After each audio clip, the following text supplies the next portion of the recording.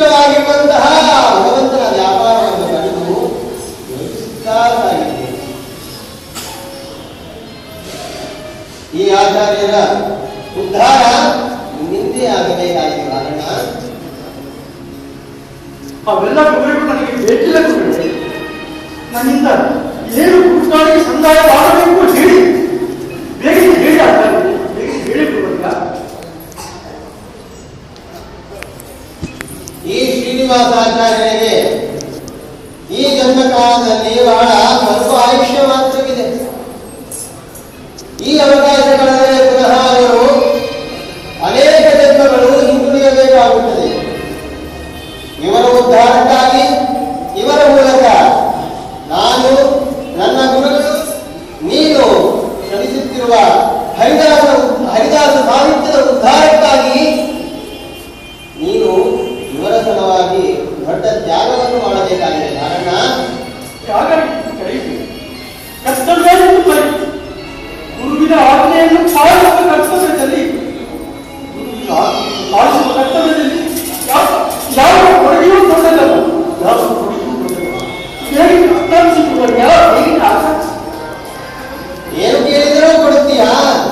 ಏನು ಕೇಳಿದರೂ ಸಮರ್ಪಿಸುತ್ತೇನೆ. ಹಾಗಾದರೆ ಈ ಶ್ರೀನಿವಾಸಾಚಾರ್ಯರಿಗೆ ಆಯುಷ್ಯ ಬಹಳ ಸ್ವಲ್ಪ ಇರುವುದರಿಂದಾಗಿ ನಿನ್ನ ಆಯುಷ್ಯದ 40 ವರ್ಷಗಳನ್ನು ಅವರಿಗೆ ನೀಡಬೇಕು. ಅವರಿಗೆ ಬಂದಿರುವಂತಹ ಹೊಟ್ಟೆ ನೋವನ್ನು ಪರಿಹಾರ ಮಾಡಿ ಅಳೆದಿರುವ ಶೇಷಾಂಶವನ್ನು ನೀನು ಗ್ರಹಿಸಬೇಕು. ರೋಗವನ್ನು ಆಯುಷ್ಯವನ್ನು ಕೊಡುವುದಲ್ಲ, ಅಷ್ಟೇ ಅಲ್ಲದೇನೆ ರೋಗವನ್ನು ವಹಿಸಿಕೊಳ್ಳುವಂತಹ ದೊಡ್ಡ ಕೋರಿಕೆಯನ್ನು ಶುರುವಾಗಿರುವಂತಹ ನಾನು ನಿನ್ನನ್ನು ಕೇಳಬೇಕಾದಂತಹ ಪರಿಸ್ಥಿತಿಯನ್ನು ಈಗ ವಿಜಯವಿಠಲ ಸೂಚಿಸುತ್ತಾನೆ. ಹೇಳುವುದಕ್ಕೆ ನನ್ನ ಕರ್ತವ್ಯ, ನೀಡಬೇಕೆಂದು ಒತ್ತಾಯವಿಲ್ಲ.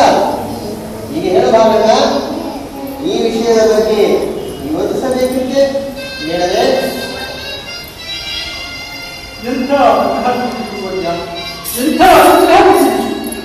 ಶ್ರೇಷ್ಠ ಜೀವಿಗೆ ಆಯುಷ್ಯದಾನ ಮಾಡುವುದಕ್ಕಿಂತ ಪುಣ್ಯ ಕಾರ್ಯ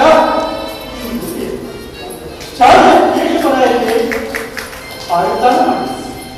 ಆಗ ಕೇಳಿದ ನಿಮ್ಮ ಕಂದ ಶೇಷಗಿರಿಗೆ ಒಂದು ಆಯುಷ್ದಾನ ಮಾಡಿ ಇನ್ನೊಮ್ಮೆ ನೀವೇ ಕಳಿಸಿ. ಆಗ ಕೇಳಿದ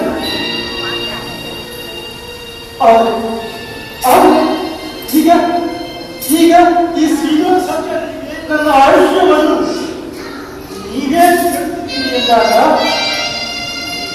ಆ ಜೀವಿಯ ಯೋಗ್ಯತೆ ದೊಡ್ಡದೆಂದು ವಿವರಿಸಬೇಕು. ನನ್ನ ಗುರುಗಳೇ ನನ್ನನ್ನು ಕೇಳುವಂತೆ ಮಾಡಿದ ಆ ಜೀವಿ ತಾವು ಉದ್ಧಾರವಾಗಿ ನನ್ನನ್ನು ನೀತನಾಗಿ ಮಾಡುತ್ತಾರೆ. ಗುರುಗಳೇ ನನ್ನ ಮೇಲೆ ಪರಮಾನುಗ್ರಹ ಮಾಡಿ ಕೂಡಲೇ ನನ್ನ ಆಯುಷ್ಯ 40 ವರ್ಷಗಳನ್ನು ತೆಗೆದು ಅವರಿಗೆ ನೀಡಿ ನನ್ನನ್ನು ಉದ್ಧಾರ ಮಾಡಿ ಕಾಪಾಡಿಕೊಳ್ಳ.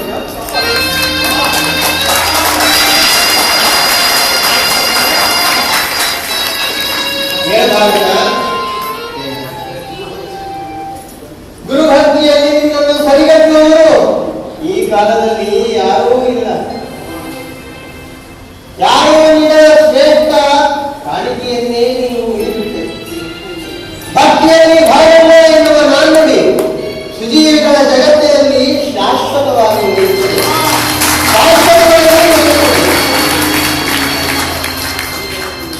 ಈಗಲೇ ನೀವು ಆಯುರ್ದಾನವನ್ನು ಮಾಡಬೇಕೆಂದೇನೂ ನಿಯಮವಿಲ್ಲ. ಇವರನ್ನು ಪವಿತ್ರವಾಗಿರುವಂತಹ ತಿರುಪತಿ ಕ್ಷೇತ್ರಕ್ಕೆ ಕರೆದೊಯ್ದು ಆ ಪವಿತ್ರವಾಗಿರುವಂತಹ ಕ್ಷೇತ್ರದಲ್ಲಿ ಆಯುರ್ದಾನವನ್ನು ಮಾಡಿ. ಈ ಸಲದ ತಿರುಪತಿ ಯಾತ್ರೆಗೆ ನಾನು ನಿಮ್ಮೊಂದಿಗೆ ಬರುವುದಿಲ್ಲ. ನಾನು ಬರದಿದ್ದರೂ ನನ್ನ ಮೂಲಾಂಶದಿಂದ ಇದ್ದು ಹೇಗೆ